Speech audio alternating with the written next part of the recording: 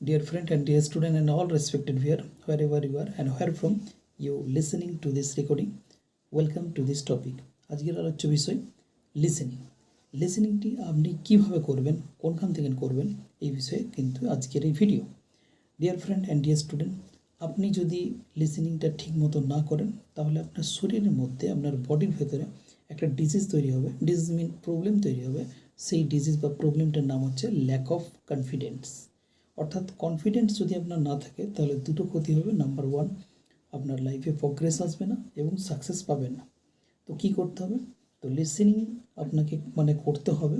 In the মর্নিংয়ে আপনি 20 minutes করুন এবং ইন দ্য ইভিনিংয়ে আপনি 20 মিনিটস লিসেনিং করুন এবং বিবিসি চ্যানেলটা আপনি ফিক্সড করে নেন, শুনতে থাকুন।